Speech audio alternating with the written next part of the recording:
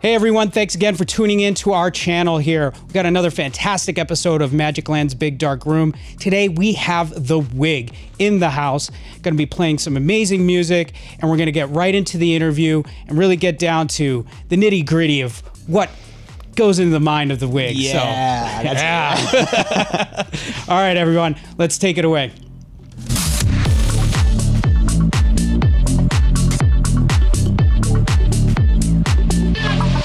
The WIG, Rich. We're back in the interview session. It's been a while since you and I were in an interview session, right? Oh, I know, right? Man, that was the days of the Audio Spectrum. Audio Spectrum, Acoustica Electronica, 2012. Huge like bruise on my arm from a mountain bike accident, but you know. Yeah. And you were with Colin at the time doing that? Of course, yeah. I mean, that was, and not to go too deep into Acoustica, but that was like kind of a segue, which I know you're going to ask me later in the interview, between classical music and dance music. Yeah. Which we threw all that into a club, you know, into Oberon, with dancers, choreography, performers, and yeah, that was how we met. Yeah. No, that was quite the marrying of two different worlds in this particular way. That was quite striking. I remember the visuals, and the music was just, it was such a well-produced production in a place that, like, I mean, Oberon was the perfect setting for it. Obviously, the Donkey Show was going, I mean, Donkey Show is still probably going on, but that was set in a club setting. So we had a full club. It was also a black box theater. And that's the beauty of living in Boston at that time, right? I can't even think of a better place to even be, because, you know, whether you're a musician or you're in visual art or dance, we were all in the same, like, 5 blocks, right? On Huntington Avenue. So we all meet, we all mingle. And that was kind of the, you know, the love child of all of those, you know, all of those hangouts, all of those times studying together, performing together. And also that was the kind of the beginning of the Together Festival. So, you know, everything just was kind of in the right place at the right time, and it was a really beautiful time in my life. Yeah, 2012 was quite the year for Boston nightlife and music in general. Oh, for sure. I mean, even leading up, you know, to a few years before that, you had a lot of success from Boston artists, especially in the dance music realm. And as that kind of exploded onto the scene at that point, and dance music changed at that time a lot too. Tempos dropped, stuff got a little moodier, a little more musical compared to the super high tempo things that were going on.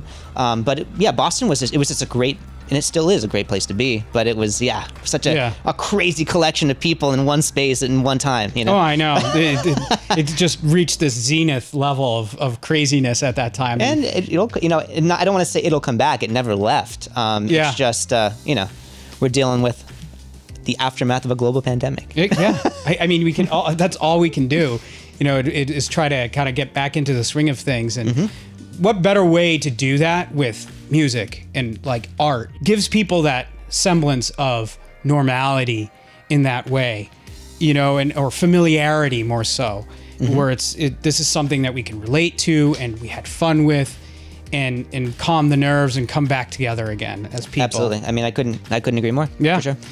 You know, kind of dialing back a little bit. I mean, what was your introduction with Boston's nightlife? Yeah, this is interesting. I was coming from Miami at the time, so I spent 4 years in Miami, and I was a music student there, studying all types of music. But the music world is difficult.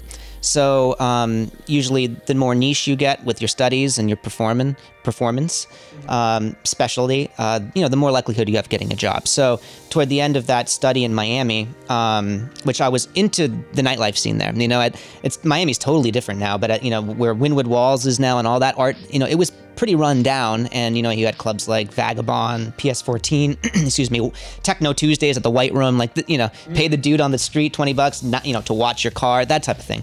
And I went out just to dance and just to have a good time. You know, it was an international community. You met people from all over the world. And it was just great. So I decided to study orchestral percussion. Very niche, get a job in an orchestra, you know, get tenure, you have a good pay, and all that type of stuff. So, you know, there's 2 real schools to do that, and it's Juilliard in New York, and it's New England Conservatory in Boston, so studying with the Boston Symphony. And I really enjoyed my time there. And but also, you know, I lost a big section of what I really liked, the dance music culture that I longed for. So it was literally just hitting message boards or wherever, Facebook, beginning Facebook at that time, to figure out what was going on. I ended up at Underbar with Satoshi Tomie one night. It was not bad. Okay, that's not a bad introduction. Not too bad. You know, that was the one-off. And then, you know, I ran into a contact for Mike Swells and Rise. And Mike was, and always is, I mean, everyone loves Mike, let's be honest. Yeah. But, you know, Mike was like, yeah, come by. This is, you know, this is kind of what we are, what's going on. Went to Rise for the first time, had a phenomenal night. And he was happy to know I could walk there right from, you know, where I was staying. And he ended up, maybe a few months later, putting up a post about wanting interns. So I went down and I was an intern for Mike, helping with promotion, helping Tom and Darren with whatever they need, helping with the DJs. And that led to Mike putting me in for gigs, right? So, yeah, it was a very organic shift. I was still doing all my orchestral stuff, and then all of that positioned for the acoustica thing we just pretty much talked about. So it was really like, it wasn't just like one thing, next thing. It was a total combination, and not a switch, but just I was pulling everything into what I, you know, because I love playing all types of music. I play all types of instruments. And, you know, it was, that's why I always feel like Boston is a home for me. Because I not just started there, but I made lasting relationships, including you and Daniel, unfortunately, who can't be here, that we still have today, like, you know, over 10 years. So I know, it's amazing, because I think primarily one of the reasons too, it's such a small community in opposition, in comparison to, say, like New York or Miami, where you have, it's so big in terms of the... and I don't mean to interrupt you on this, but if you look at it like that, yes. Yeah. But it's not. The community is international, but it's tight. I've run into the same people in Berlin in club. You know, you start to see the people that are in it and that love it, like us, you know, they're everywhere at all times. And the community actually it's small and it's big at the same time, which is what I love about club culture and dance music and what's going on, you know? Yeah. I mean, you make a very valid point there. I think it depends on what your level of involvement too, in some form of manner you are in. Absolutely. Everyone has their, you know, unique sphere of influence, and all those spheres then line up, which is, you know, which is phenomenal. New York is a larger scene, but, you know, they're 3 hours apart. And, you know, shows like this, doing radio shows, podcasts, whatever, when all that kind of connects, it really, location doesn't matter. Yeah. And COVID showed us that. You know, you could be remote anywhere and still stay connected. So yeah, exactly. And that's the thing I found very interesting with this whole thing with COVID, is like how people were transitioning. Some people had problems transitioning into that digital world, you know, because it is kind of a difference. You can't see the audience from your DJ booth. Do you remember the first like 3 months of COVID and DJ live streams? Like no one realized you needed an audio interface, and you're just like, playing the music so loud, it's like on like your speakers. You're like, dude, just get the audio interface, get the iRig. Yeah, exactly. Yeah, just not playing it off your cell phone is not really a good way of doing this. But we did, you know, everyone did morph. You know, it didn't take as long as I thought. But yeah, you know, there's always some growing pains when you're using new technologies. And speaking of growing pains, I mean, did your involvement into DJing, I mean, was that something that came out of the New England Conservatory of Music? I think that just came out of my DNA. I love to perform. I love being in front of people. I love sharing music with people, and just kind of being in that spotlight, you know. And dance music just has such an energy. Like I remember a story like playing Rimsky-Korsakov Pictures on an Exhibition, right? It's like this big, crazy piece, and I have like the cymbal part, these huge like 20-inch, like 26-inch cymbals, and like you go for that last dun dun dun dun dun dun crash, right? And like, you know, I'm like in this moment counting 200 bars, and like my teacher's just like, well, you know, I appreciate your enthusiasm, but dial it back. You know, it's an orchestra. This is not like a rock show. I'm like, all right. And then I would get behind a part, like not only just DJing, but a party. Like the energy when you have a party going that's in it, it's just it's an immediate interaction between crowd and DJ, and it's a give and take. Like that's when stuff gets interesting, how the night goes. And I just became absolutely obsessed with that feeling, like almost like a drug.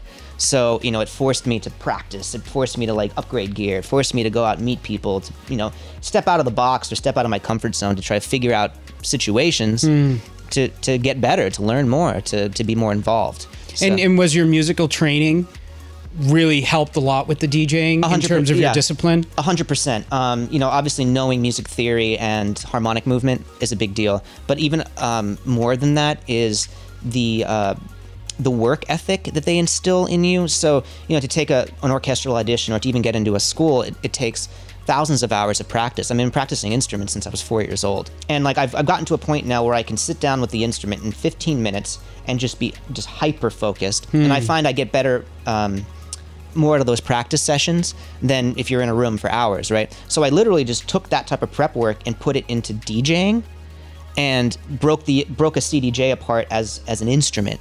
What, like, this can play a track, yes, but what can you do to mess with it to make it cooler? You know, James Zabila does a good job of this.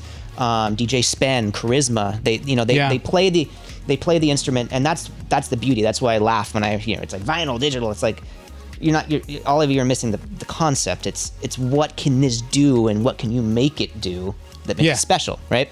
So that musical training, like training like that, and the dedication to it, and just like the ability to just sit down and focus. That's the biggest thing I got out of music school. Yeah, I mean, it's one of those things where there are pros and cons to it in some sense. There is, yeah. Especially when you're making dance music, and from what I understand, I have friends who have very similar music backgrounds and got involved into dance music, and they have a very very good approach to making the music and DJing. But sometimes the cons that they mentioned were, trying to step outside of your training. In that sense. I mean, do you find that having sometimes in the beginning when you were trying to get DJing and doing production, did you feel like you were kind of confined into a box? I still have some problems with this too. I overproduce everything. Like too many guilty. I'm guilty. Too many drums, not enough space, like too many melody lines, stuff layered. It's not like, it's not Brahms, right? It's that's why like sometimes when I feel that, I'm just like, all right, put some minimal on. All right, cool. Hi-hat, space, like clean, like that type of stuff, But what I find really interesting about dance music, and always have, is the constraints, is the four kind of block of time. It's the simplest beat, 4 quarter notes, with the quarter note getting 1 beat. I mean, the drums is the first instrument ever created. So within big constraint, I feel, and other people could feel differently, but I feel that's when I can be most creative with those constraints. Yes. And simplicity, the simplicity of it is beautiful, and the emotion you can make through it. The sky's the limit, just within those 4 beats. So I agree with you. There's pros and there's definitely cons. It's just knowing yourself and how to deal with it. Along with your own production, you've collaborating with Tony, with Renegade Masters, and I think recently just got booked for that. I think before we started the interview, I think you mentioned something like that. Oh, the Costume Cult party. Yeah.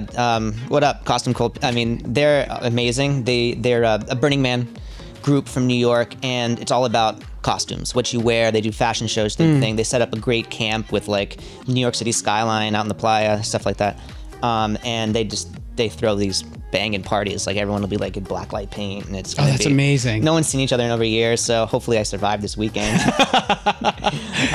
Like collaboration to me is a huge thing. I love collaborating with people. I think working with people specifically that are better than you pushes you, and that's the type of people I want to be around. Like make me not understand something and push me to the next thing. And also I like to diversify everything that I know about the business. And so, for example, like I like obviously DJing and and producing are great, right? At one time you only had a DJ or produce. Now you do everything.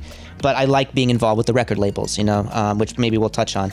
So doing A&R work, contract work, knowing how a contract works. That's so important to an artist. And no one's going to sit there and tell you how to do it. Yeah. Which is insane, right?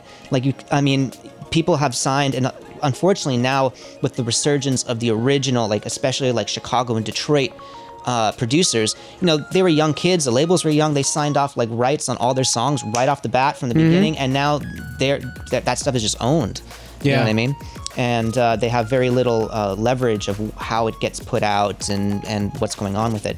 So I found that educating myself and just putting myself, plugging it in, throwing events, right? I never really threw, other than Acoustica, which had a big team, but throwing things in New York City. Like, sometimes people don't show up. I remember booking like Eric Kupper at a small place, which I love Eric, and he's, you know, he had that duo with Frankie Knuckles. You know, 10 people showed up. I like lost major money. Yeah. But he's still, Eric Kupper was in the room, like playing like, you know, his remix of Frankie Knuckles. So you live and you learn, and the more you can educate yourself on every part of the business. I mean, look at this, like what you're doing. Like, yeah. I mean, it's the better. And then we work together to, everyone comes up. You know? Yeah. So I like the collaboration process too as well. You know, I work with Daniel, and yeah, you guys are putting out some tunes, and you have a new record label and everything. Yeah, it's awesome. It's great. We were having a really good time, and I've learned a ton from him too as well. Working with him, he's a wealth of knowledge. That's why I wish he was here. I wanted to ask him some like questions. We're doing this boat party. Like, I think we'll probably touch on. Like, I wanted to ask him some generator questions. Oh gosh, we'll exchange. I'll give you his phone number. You can hit him up. Daniel, Rich misses you, man. We wish you were here. But to kind of bring this back a little bit, I do want to know, how did Renegade Masters start? I mean, correct me if I'm wrong, but the name comes from Wild Child's song. Back once again. Yeah, the D for Damager. Yeah. So I met Tony, and the story will change if you talk with Tony, right? Okay. But I think really for the opening of Output, actually in 2013, I believe Carl Cox was opening like one of the first dates. So I went, and then there was like someone behind me just grabbing my hair, and I had like, you know, big hair, like really bigger hair than now at that point. And it's like touching it, and it's like, and someone like leaned in, and he's like 6'3", and it's just like, is that real? Like, who the fuck is this guy, right? And it was Tony. And we instantly became friends, and we started hanging out together. He was coming to a bunch of my gigs.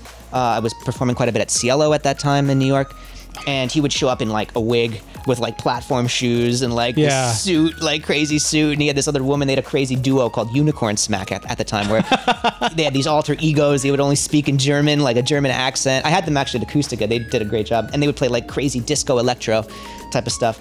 And so we stayed friends for years until we got to a point where we're like discussing. And he also has a classical music background. He's a French horn player. Really? And studied in London at the Royal Conservatory of Music, got into production then. And then he's currently, and still is, the past 15 years, a teacher at SAE University. So he is a great teacher. I took a bunch of lessons off him in Ableton, like when I first met him. And, you know, together, we picked the name Renegade Masters because it was 1 foot in the past, right?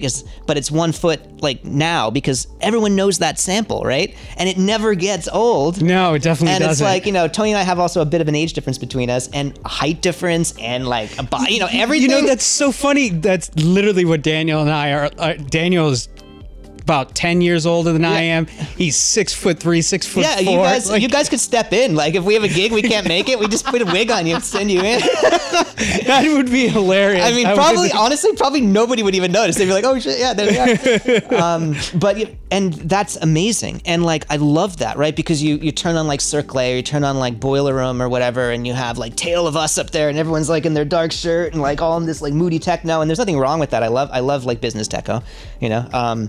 But we wanted to make it fun, right? So we wanted people to come. We played on that we were so different. We played that he's like quirky and crazy and funny. That's awesome. You know, we would release these crazy videos before every gig, you know, where it would just be like, we'd make them on an iPhone real fast, but they would be like funny and random, super random. I should send you some of them. But people would like, it was clickbait. People would click it, they'd laugh at us, and then boom, there's the gig. They'd show up. That's brilliant. And we just wanted to have fun with it, you know. And also Tony was and still is really close with Sam and Gavin from Walker and Royce. So they were all roommates at one time. So, you know, it was really kind of fun hanging out with them really before they like blew up with the Dirty Bird signings and stuff like this. And I mean, Sam's also a genius. He's a great producer. And Tony and him did a lot of work. And, you know, it was kind of a cool place to be in New York. Like 2016 and everything was like kind of cooking. And yeah, so it's supposed to be fun, funny, funky, weird. Yeah, I'm glad everything's back online and we have this new gig to kind of. Yeah, that's great, man. I really look forward to that. I never got to, haven't seen you live. I just seen some of the videos, heard the sets before. It's just so wickedly dynamic and fun. It's really good. Good. I'm glad. I mean, yeah, we're all over the place with that project, but it's you know, costume people. We got to figure out what we're gonna wear. Oh, I just recently got what do they call it? It's like, it's the thing. It's like a jumpsuit for men, but it's like shorts. A romper. I got a romper. Yeah, it's like purple, and nice. like green with like. So I think this is what I'm gonna do. That's fantastic. I love that. We'll see what Tony does. I've tried to figure out what Daniel and I will do for our first gig. We have a yeah. Where are you guys playing at? So we have a gig coming up in July. Okay. In New Hampshire, and then we have. Festival or is it no, it's up in Dover, New Hampshire at a club. Okay, cool. Called 603, and then we have another event. We have something. We are DJing a festival in August, and I think it's probably safe to say that right now I could edit this out, but that's going to be our first live show as Fat Ass Friction. That's an awesome name. So, one of the things I definitely wanted to kind of get into was with how you work in terms of juggling these different projects. You know, you are on WOMR, and you do A&R for King Street and for Night Groove and Street King. Yep, 3 labels. And 3 labels producing. I mean, your schedule must be planned out in a very regimented way throughout the week in order for you to do this. I mean, what out of all these projects that you're doing, what is the most time consuming one that really just sometimes you kind of scratch your head like, I wish there was another way of doing this? I mean, time consuming off the bat, probably similar to you when you're doing this show with the radio show. I haven't been able to get actually into the studio since I think they recently kind of reopened the studio. But to actually form the set, cut and paste, I have like radio jobs from like all different artists that have to come in, that have to be scheduled. That it's quite a bit of post production going into that. Same as what you guys do. So that does take not a huge amount of time, but it takes a significant time commitment. And you just have to be really good at juggling. And I know this sounds like kind of crazy. Not crazy. It sounds maybe cliche. But it just takes extreme time management. That means, if you're not performing on the weekend, go to bed at like a decent hour, eat right, exercise in the morning, just like take care of your body. Because at one point I remember being in New York, like between going to all the gigs, flying, eating like sometimes crappy food if you're on the road, staying up way too late, multiple days, like because at that time the after hours you'd finish the gig and we'd go to like Bushwick AV rooftop, or there would be some whatever afters, and you would just roll in and then you lose track, and then no one's getting younger. So you really have to take care of yourself. I get up early, 6 o'clock every day, just to make sure I can schedule what I need to get done and then leave time for myself at the end, and just be in control of what's going on. Especially in dance music world, you have to be in control of what's happening, otherwise it will suck you in. And and anyone knows that's been to Berlin. Berlin is one of the most amazing places in the world to go clubbing, to experience this music. Shutdown times. I remember being in Berghain for 23 hours for New Year's Eve, and this would have been 2015. And you can, if you're not careful, just lose yourself in that. Yeah. And if you want to keep producing and doing the fun things and being healthy and everything else, you just got to keep yourself together. Yeah. And that's great and advice. all of those things work together, and you can't have one or the other. You just have to take care of yourself. Self-care. I have like, there's a, actually I should have worn that shirt today. Like the deer shirts, right? Yeah. I have one that just like says self-care, and then it's like yoga, like running, like vegan. You know what I mean? Not saying I'm all those things, but it's true. You got to take care of yourself. Absolutely. Yeah. It's one of those things, especially it helps for your mental health too, as well. You know, it's so important. And now luckily that's finally coming to the forefront of dance music culture a little bit more, especially in the past like 2 years, and obviously with COVID in play. But yeah, the DJ life, especially if you're DJing life, like you're in the life, it's airplane to airplane to airplane, crappy food, no sleep, change time zones, everything resets right to the next gig, and then you're alone. I mean, Avicii. I don't have to say anything else. Oh, I know. That documentary was extremely heartbreaking. I mean, to see that such a young, talented person just kind of get consumed by just so much, and ideally, it really wasn't what he wanted to do in that particular way. You should put him in a studio, don't even release his name, and let him like ghost produce, like, a label or something. I mean, the guy was a genius.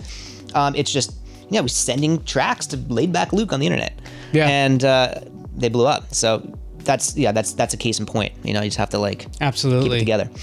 Doing stuff like the A&R work. I mean, with that in particular as well, it can be a little bit of a time consuming. I'm working all the time, like 24/7 with that stuff. So maybe weekly, I listen to a few hundred demos. So if you do send a demo to King Street or Night Grooves or whatever, and I don't get back to you, I did listen to it. I just don't have the time to do everything. So just a quick segue from that. If you're sending, sorry, I'm looking at the camera. If you're sending demos to labels, right? SoundCloud links, no Dropbox links. I don't have time to download stuff, okay? SoundCloud links only. I don't need a huge bio about what you've done, where you've played. I could care less. I skip it all. I just click on the track. If the track sits well, it's a good mix. It's done.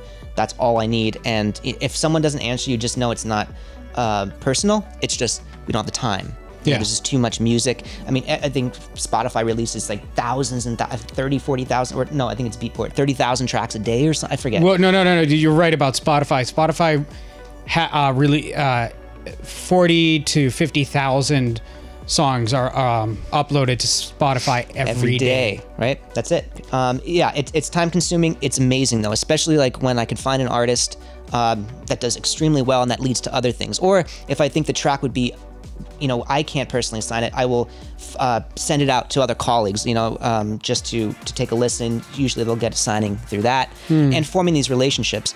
And for me, it's like, it's a macro level of thinking about dance music, right? Because when you're DJing a set, you have a club and you have an audience, and you have your sound. Renegade Masters has a sound. WIG, I go all over the place. But when you work with a record label, you have a foot in to move that label in a lot of different directions. King Street, I mean, he's his story. That's a whole nother interview on its side. But signing Kerry Chandler when he was like in his 20s, Dennis Ferrer, Louis Vega, David Morales. I mean, my boss, like, his best friend was Larry Levan. It's just like, it's mind-blowing, and his stories are crazy. I do take that responsibility very heavily, and I do my best to, like, keep to the essence of what each of those labels means musically, and then trying to open it up to the next. We're 25 years old. The only label other than that is Mike Nervous over at Nervous Records. Oh, right, so, right. I think Mike is maybe 6 months older. So. And what about Night Grooves? Night Groove came out of they're a subsidiary of another label. We have two sister labels. King Street is vocal, soulful house, right? Night Grooves. So King Street is now 26 years old. Night Grooves is 25. He started a year later, and Night Grooves is Afro, jazz infused Afro or jazz house. Deep house. I've kind of been moving it toward that more like deeper, rare cut, like Bandcamp type of style stuff. And what else? And Latin, also Latin house. Yeah. You can put into there, left field, stuff like that. And then Street King is kind of our Beatport label. Tech house, more techie techno type of stuff. New disco, that type of deal. Like what. With the charts, right. What kind of going on in the charts. That's very good. That's really cool. That's a lot of great music. That's all. Three releases a week, dude. Yeah. It's 3 releases a week that I have to like promote, and like we're doing a release now that's really good. it's from a Greek producer named Dino MFU. So we're doing a vinyl press. He wanted, in which we don't press much vinyl anymore, but doing a vinyl press for him. It's a good single. David Morales has the remix, and you know, it's just coordinating, making sure that, and everyone's in a different time zone, right? David's in Italy now living, he's in Greece, I'm in New York, and like moving the stuff around, interview questions in, and it's always like, you know, it's dance. Yeah. We're trying to dance to get everything done. But it's fun, you know, it's really fun, and I enjoy working with all different people and all different aspects of it, and, you know, maybe one day I would love to have my own label. I just want to make sure that when the time is right, like I can, you know, the time is right. You know when you feel that? Like I don't want to start something too early. I want to just be like, oh, this is what I do, you know? So. It's tough. I mean, it's one thing that I can relate to with running a label in the sense is looking at the overall big picture of what a track is supposed to be doing in terms for the dance floor, but also out in the marketplace. Oh, absolutely. And now you're worrying about Spotify and like the radio edit type of game and getting that into playlists, which is a huge deal as far as getting plays. I mean, a lot of people are just like, whatever, not dealing with it, going the Bandcamp route, which is much better monetarily for the artists and the labels. You know, it's just, you can go a lot of different routes. Yeah. And there isn't one route. There's no quick answer. If there was, you know, we'd all be like famous or whatever. Yeah. You even care about that. It's just, I think a lot of it has to do with time and place. Good music is always the basis, but just time and place, what's happening in the world, where you are personally in your life. That's why when people are just like, you know, you have to stick with it. You have to keep going. If you love this, keep doing it, because you don't know what's going to happen in the next few years. Exactly. You know, just enjoy where you are, the time and the place now, and do your best, and then stuff just happens. Outside of doing stuff with the label, you've been DJing for a long time, and you have also played in an amazing array of venues and played alongside artists such as Junior Sanchez. I've got a story about that coming up, by the way. Oh, that's great. Right, I love to hear that. Before we talk about good things, I'll talk about some of the most embarrassing things. So playing with Junior Sanchez, I was playing in New York with the Soup Crew, and Soup Crew, they've been around forever. Chris and Andy are New York OGs, man, and their record label Soup signed Renegade Master for a single, and they gave me my first shot at Cielo. So they booked me, and I was opening for Junior, the first time I played with Junior actually, and he put his drink on my drum cat, right, and you know I was still like classical music world, like right. So I rushed up to like pull the drum cat out with like zero chill, right, and like pulled the wrong power chord. I pulled the playing CD. Oh chord no! On Junior Sanchez, like right, like him just going in, right, like crowds like and just like douche, and then you know when like the whole room's just like. And he got so upset at me, and I understand why. You know what I mean? We had a moment after we talked, and but that was like, that was horrible. So you know, if you pull a USB or if something happens at the gig, like you know, whatever. And accidents just happen. I mean, one time in a classical concert, the end. I was playing in Miami, and we were playing a piece called the Red Violin, which is from a movie called The Red Violin. If you haven't seen it, you should watch it. It's phenomenal. The guy who did the music is John Carigliano, who's the head of theory at Juilliard. He's conducting one brand new hall, like the brand new built I think it was the Arch Center. Was the donor in Miami, downtown Miami. Last note, you know, like a stinger note, bam, right? And I like knock over all my sticks off my stick tray, right? And if you know anything about classical music stages, they're pitched. Yeah. Right? So the sound gets projected. So, you know, I hit it somehow. Everything hits the ground right after the last note, and then you just hear as all the sticks roll to the front. No one's moved. I didn't move.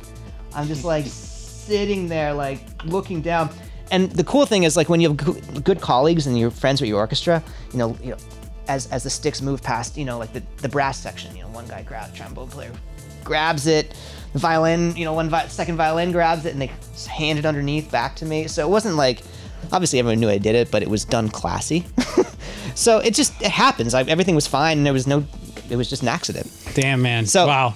That's pretty. That's like, you know, it's just you've been through it all. That's why live music is and anything live is. That's why it's exciting. That's where people go. Yeah, and you have that margin of error right there. Right. You know, anything can happen. Yeah, and good, let's see, good performances though. Getting to play with Danny Taglia at Output after getting the slot by entering a competition. Yeah, I that was very interesting. I saw that. I'm like, yeah, what? David Paglia, who's also local up here and great. He's a great DJ, great guy, and he also, that's how we met through that situation. But getting to play, Output, I was in Panther Room for that one, and getting Danny coming back with the same height, it's great. Like, hey, what's up? I can look at someone in the eye. Yeah. Dude. So he was really, really nice. Other things, got to play at Womb in Tokyo, which is a phenomenal club with Manuel de la Mer.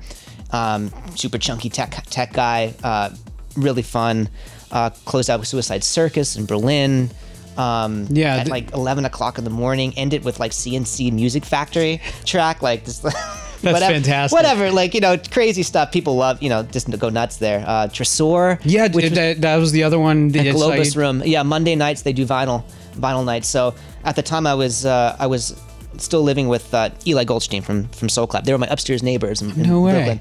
And he luckily just loaded me up with a bunch of records. He's like, try these out, and it was great. That was when I was kind of getting more into collecting vinyl and playing it, and you need time with records. Yes. People have, you can probably ask Daniel, same thing. You spend a lifetime doing that. So that was a really fun gig. And then just House of Yes and Cielo, I just have mad love for. Getting to play with Danny Krivit, Terrence Parker, Stacy Poulin, Joski, Matt Joe from Germany. The list goes on. Yeah, it goes on. And I've been very lucky, to be able to not only it's not about performing with them.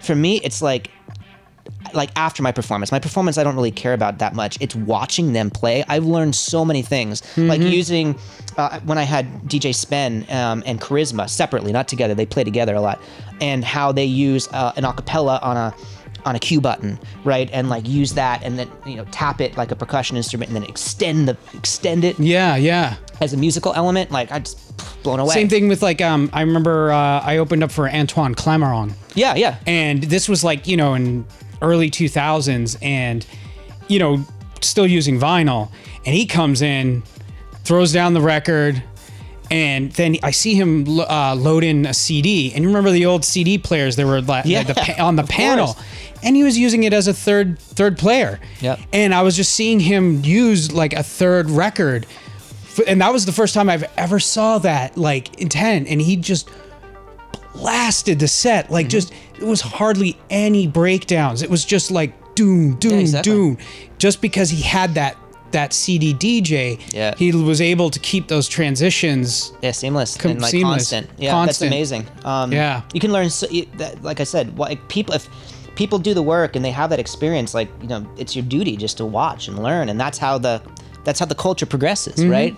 As new gear comes in and new technology, and taking what you learn and then using the new stuff, and it's awesome. That's what I love about dance music. It evolves so quickly, Yeah, it really does. And as long as you stay along with it, which is also another job, right? It's another job within itself, Then you'll extend your career or your love or whatever it is that you want to invest your time into it. Absolutely. And speaking of investing your time, you are investing a lot of time right now with your new event called Weekend Escape Plan. Weekend Escape Plan. Yeah. Yes. Weekend Escape Plan. So it's, once again, we touched on it earlier. It is a radio show. It's the last Thursday night, well, technically Friday morning on WOMR in Provincetown, which is, to my knowledge, the oldest community radio station in the U.S. They've been going for 40 years now. Wow. And they're amazing. They program everything. And when I came to them with the pitch, they were like, absolutely. It was right when COVID started. I was going to give my Pete Tong voice like my best try, and I've been loving doing radio. And then through that radio, which the show focuses on all talent, but specifically New England, Boston, like what's happening here, that evolved into me always wanting to do a boat party. I've always wanted to do a boat party. There's so much fun. And like I can't rent like a Circle Line in New York where you put 600 people on. So, I scoured the Cape and found a retired Air Force captain that his family owns the business in East Dennis, Seward Harbor. We can do 40 people per boat. It's going to be tight. And then, we transferred the name over. I'm working with Pete Ahern, who is an amazing DJ, party promoter. He's from Nantucket. and he's been doing events out there forever. So we're gonna get together this Cape and Islands vibe, and we're gonna do this, and we're calling it Sunsets because we're gonna be out there right as the sunset. Yeah. So I'm really looking forward to trying this idea out. It's been a learning curve, figuring out generator stuff, making sure the gear is working. Gonna cater it, gonna get some cupcakes baked, you know what I mean? We're gonna like make it real personal.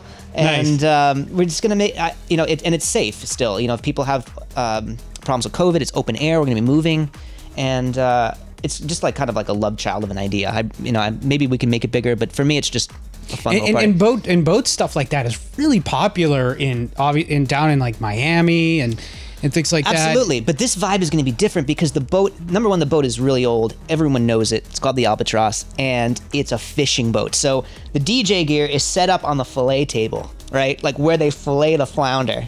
And I mean, obviously it'll be clean, but it's going to be, we're incorporating every aspect of the boat. We're not trying to make it something that it's not, right? I love that it's on this fishing boat, and we're in this like salty Cape Cod, with like going on, and we're gonna put some really good music on there. Nice.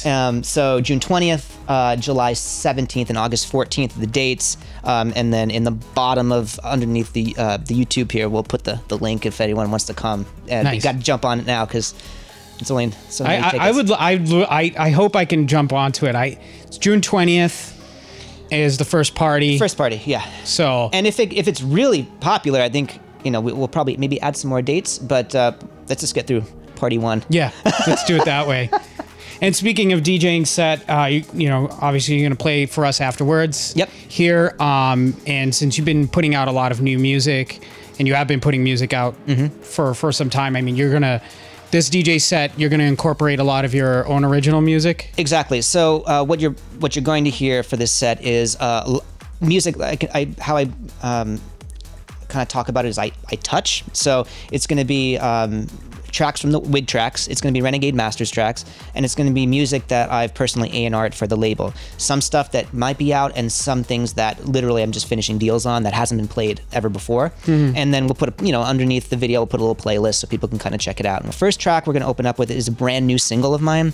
It's called Signals, and I wrote it during the pandemic, and it's called that because, well, I sampled a wind chime. There was a wind chime out front of a bedroom window where I'm staying in the Cape. And it's a 5-note thing, pentatonic scale, right? And it's just, every day, wake up, no city, because I spent a big chunk of COVID there. So no, sirens, no city, no like whatever. And it was just these wind chimes. Sampled it and then just thought of, it's about change pretty much. The track is about change. It's about changing the way you think about the world, about, because with all the gigs done and everything, everyone got messed up because of COVID. Yeah. So really the track is about change, but it's about, you're going to come out kind of okay. And it's very emotive. So there's remixes from Lulu Players. He's a good friend of mine from... I love Lulu Players. Yeah, he's great. And he spends a lot of time in with Colombo in Brazil, which I'm super jealous of. Belgian guy, though. And then also, funny enough, another Belgian, Peter. He goes by Sue Avenue. And I think he's one of the best, not only musicians and producers, but sound designers that I know. So he did the other remix. So at some point, we'll play through all of those. And that's out July 2nd on a San Francisco label called Admit One Records. And if you haven't listened to any of their stuff, they're an awesome label, great guys. Nice. Very cool, man. I really can't wait to hear it. I mean, before we started taping, you were kind of testing out the equipment, and I heard the opening track. I was like, this is going to be very special. This is going to be very cool. Final question, back from the days of the Audio Spectrum. Yeah. And the whole, you're stranded on a deserted island with a fully beautiful club sound system. Yep. What are like your top 5 albums? Okay, I'm gonna give 7. And I had a really difficult time with this question, like looking at it, I'm just like sitting there like, what am I gonna say? So, just for me, and at this snapshot right now in time, one album would be Guy Barato, No Turning Back. Guy Barato from Brazil is one of my favorite producers and DJs. He was an architect before doing music, and it's emotive, but it's very structured, and I just love everything he touches. So that would be one, and if you haven't listened to that album, you should. Then I chose Sibelius 5, a classical piece, which I think is totally, people don't listen to enough. And the fourth movement is actually written about a phoenix So rising from the ashes and I thought that was very fitting for, you know, what's kind of going on in the world and us. Herbie Hancock, Headhunters, you know, Watermelon Man, you know, Chameleon, like, of course, it's just an amazing record. Nina Simone, Pastel Blues. I mean, it's just beautiful work and it's iconic. Yeah. And I love her. Subtract, his self-titled Subtract with, you know, with the mask and black. I just love that album. He worked with Sampha, vocalist, pianist. Great album. Notorious B.I.G., Ready to Die. You know, you need that. Yeah, What man. Up, Brooklyn? And then finally, Prodigy, Fat of the Land. That like, you need the party. You need to bring the noise. You just need it. So, what a better album to cap that whole thing. Seriously. Wow. Exactly. So those would be my seven. The seven picks. That's great. Well, can't wait to hear you set, man. Thank you so much for coming up on the show. Thank you for having me, and to all the viewers, make sure that you support this show. Jonathan and Daniel are amazing. The crew, give them guys a are hand. Yeah. phenomenal. Woo! Josh and Monica. Yeah. You guys are amazing.